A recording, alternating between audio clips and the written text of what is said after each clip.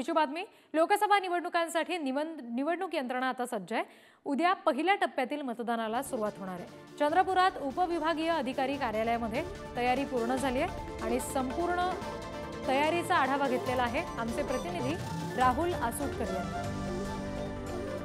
लोकसभेच्या पहिल्या टप्प्यातल्या ज्या निवडणुका होत आहे त्यांचं मतदान उद्या म्हणजे 19 एप्रिलला होत आहे।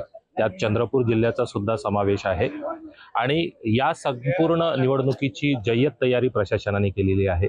या ठिकाणी बघू शकता चंद्रपूरच्या जिल्हाधिकारी कार्यालयामध्ये विविध ठिकाणी स्टॉल लावण्यात आलेले आहेत। ज्या स्टॉलवरती प्रत्येक बूथवरती जाणाऱ्या लोकांची जी व्यवस्था या ठिकाणी करण्यात आलेली आहे।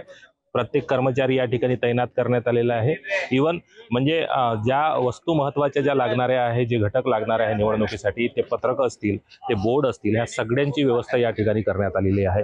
तब्बल 18 लाख मतदार या ठिकाणी चंद्रपूर लोकसभेच्या निवडणुकीत मतदान बजावणार आहेत आणि या संपूर्ण या निवडणूक प्रक्रियेमध्ये तब्बल 9,000च्या वर कर्मचारी तैनात असल्याचं जिल्हाधिकाऱ्यांनी काल पत्रकार परिषदेमध्ये सांगितलेलं आहे।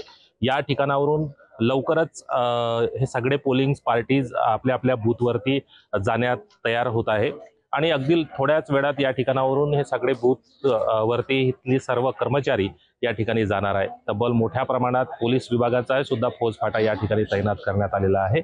उद्या ही सगळी निवडणूक मतदान प्रक्रिया या ठिकाणी बूथवरती पार पडणार आहे आणि याचा जो निकाल आहे 4 जूनला आपल्याला दिसणार आहे। राहुल आसूटकर, पुढारी न्यूज, चंद्रपूर।